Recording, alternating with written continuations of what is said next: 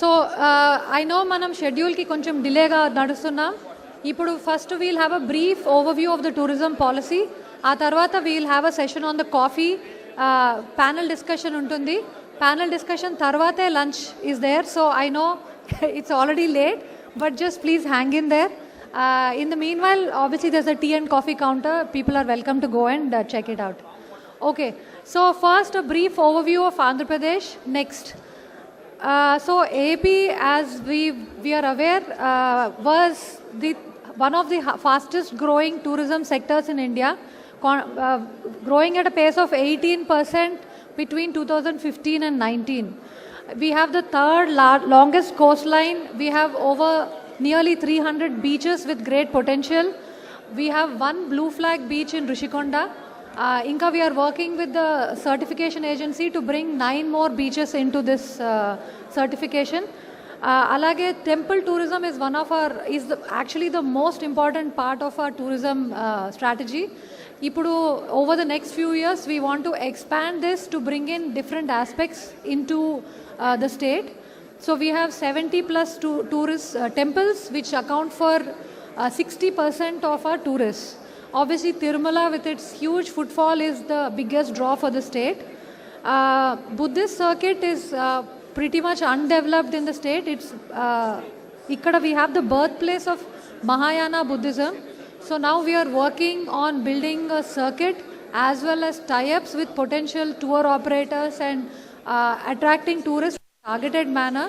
So this strategy we will be working on over the next 1-2 years to bring it to some fruition.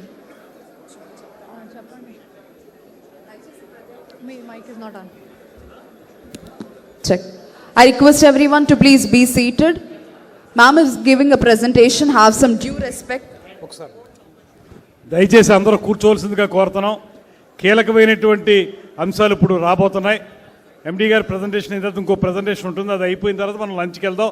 అందరూ కూడా ఇక్కడ ఉన్నవాళ్ళు కూడా దయచేసి వచ్చి ఇలా సీట్స్లో కూర్చోవలసిందిగా కోరుతున్నాను. Thank you, sir. Thank you so much.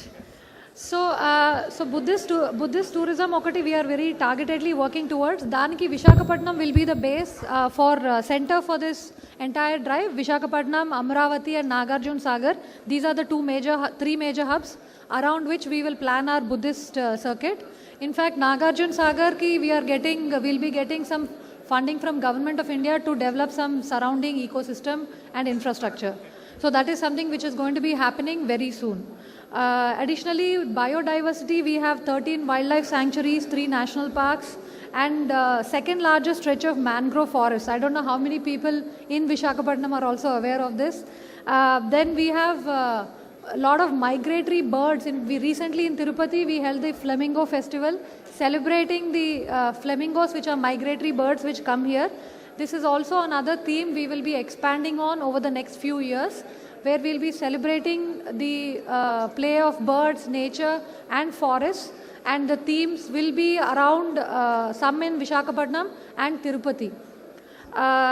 We also have unique art, culture and architecture, and this is again indaka madam cheppinatlu lot of crafts villages are there.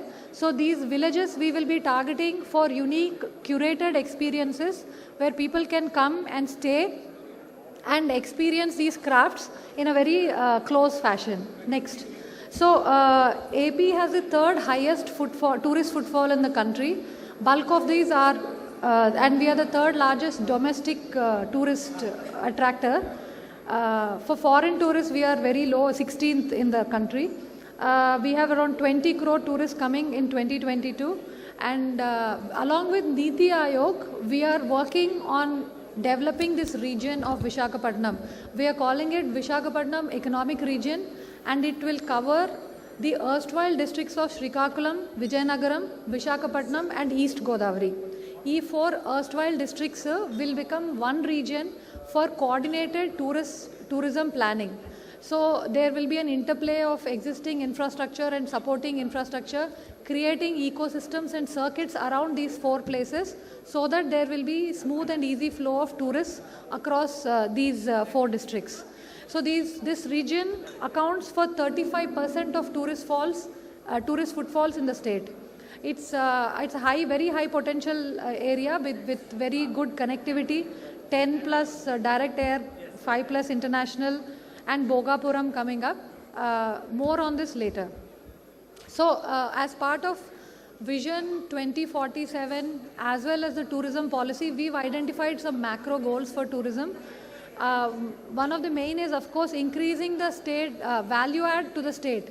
So right now, tourism accounts for about 4.6%, and the goal is by 2047, we will be reaching or targeting 10%. Similarly, employment right now is around 12.8%. We will be targeting 20% in 2047. Ikkada one thing is that we used to have a portal which was registering some kind of employment and activity details. That was being run by Government of India, but that we will be reviving and strengthening. And the request is that under the leadership of district collectors, we will be requesting all participants of tourist sector, whether it is high-end mega projects or small local operators, to register on it, so that one is we ensure standards are met, that there are no issues, as well as ensuring that tracking contribution to the economy, employment and all will become easier for us. Okay. So, as I said, we aim to become the third by 2047 in tourist foreign footfalls. The average spend of the tourist is another worry point for us. Right now it is 1700, whereas in states like Kerala, Goa, it goes to around 35,000, the average tourist footfall spend. So the goal is to push it to that level by 2047 and increase the stay from 1 to 2 days to about 7 days for both domestic and international. Right now we don't have any UNESCO approved sites. Lepakshi and all are in the proposed list. The goal is to push them through to actually approved recognized sites. And of course, as sir earlier mentioned, increase the classified room inventory in the state. Deen Kosam, as you know, we are working with a lot of big players in the market. We also want to encourage the boutique and existing players in the market to expand, and we are here to facilitate in whatever way possible. Next. A brief overview of the tourism policy. The tourism policy ki oka 6 mission strategies unnai. One is world-class infrastructure. This covers and includes connectivity to the tourism destinations, providing world-class stay, whether it is hotels, homestays, and making sure that the experience is incomparable.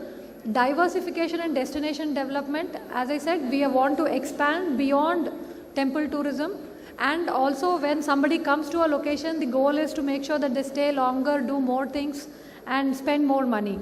So for that, there will be focused, targeted aspect work on places where tourists are already coming, like Tirupati, Visakhapatnam, Araku. These are easier places for us, as well as developing new destinations like Gandikota and other such locations, which we will be working on slowly.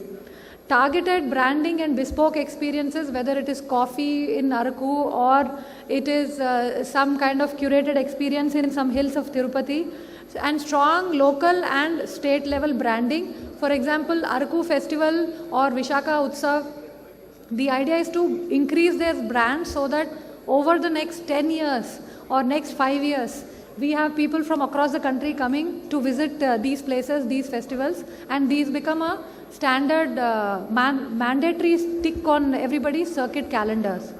Skilling of manpower, whether it is upskilling existing manpower or onboarding new manpower.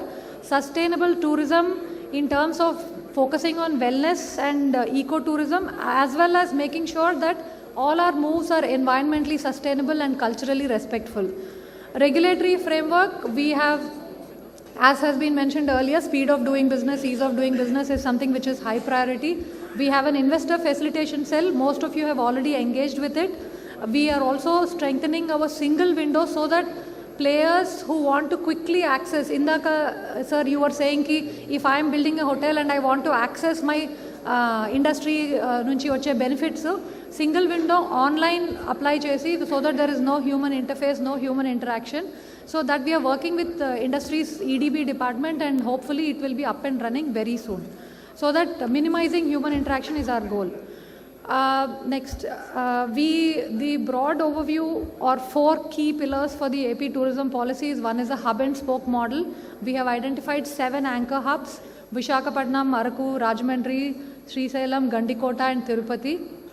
Some will be focusing on for the long term, but right now our highest priorities are Visakhapatnam/Araku and Tirupati.